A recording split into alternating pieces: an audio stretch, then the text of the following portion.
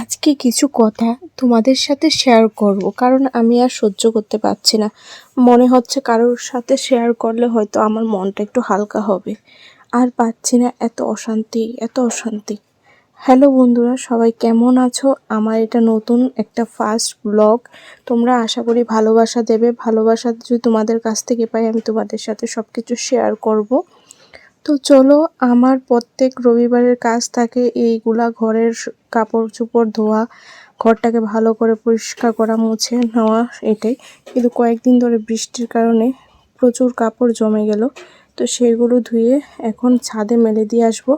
হালকা একটু রোদ উঠেছে, ঘরের অবস্থাটা দেখো, তারপর ঘরটা আজকে পরিষ্কার করব। আজকে অনেক দিন ধরে শুধু বৃষ্টি বৃষ্টি বৃষ্টিই চলছে। এত বৃষ্টি আর ভালো লাগে না। কাদের কাদের জায়গায় এই রকম বৃষ্টিই চলছে একটু বলবে। আর বর্ষার দিন তো বৃষ্টি হবেই। তোমরা আমার কাজগুলি দেখতে থাকো, আর তোমাদের সাথে আমি কিছু শেয়ার করতে চাই, যেটা আমার মনটা ভার হয়ে আছে। শেয়ার করলে হয়তো হালকা হবে।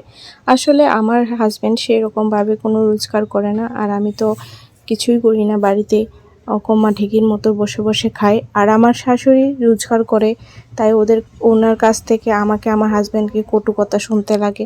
আর দিন রাত 24 ঘন্টা শুনতে লাগে এই কথা সেই কথা। যে কোনো কাজ করি না কেন, আমি সব কিছুতে খুঁটা ধরা, সব কিছুতে কি বলবো, আমার রান্না করলেও খাই না, আমার রান্না তো খুঁটা ধরে। অথচ আমার বাপের বাড়িতে আমি রান্না করলে সবাই খায়।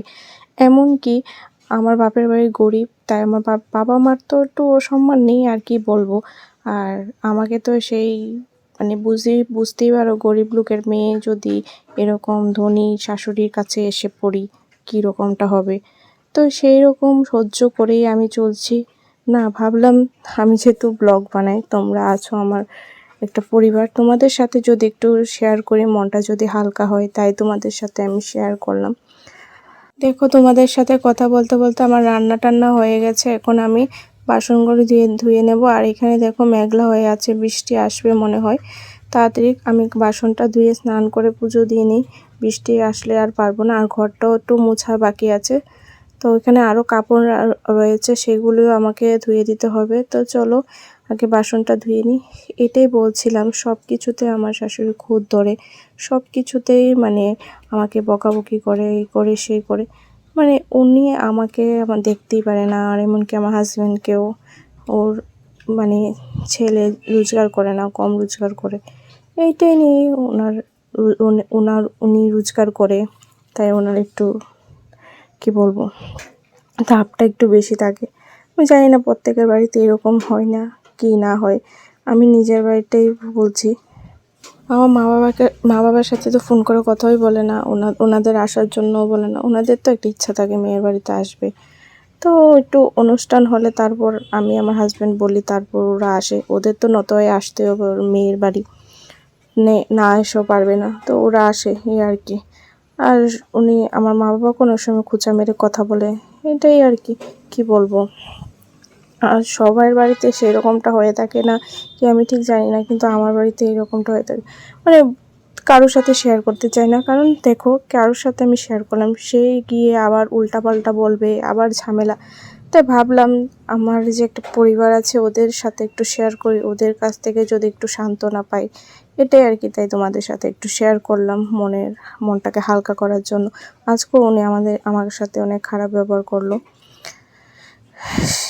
সেটাও আমি মেনে নিতে পারছি না।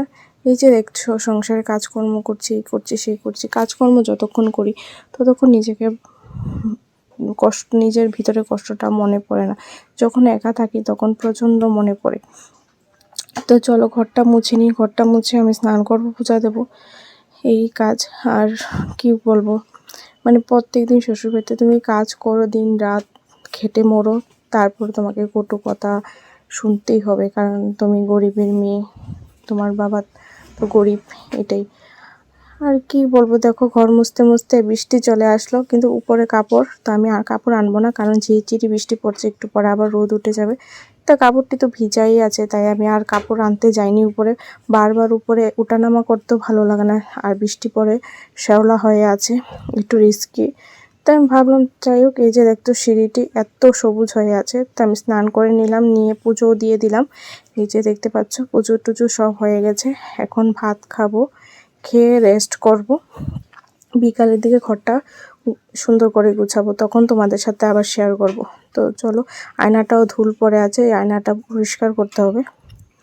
অনেকক্ষণ পর তোমাদের সামনে চলে আসলাম। ঘরের অবস্থাটা দেখো কি হাল অবস্থা হয়ে আছে।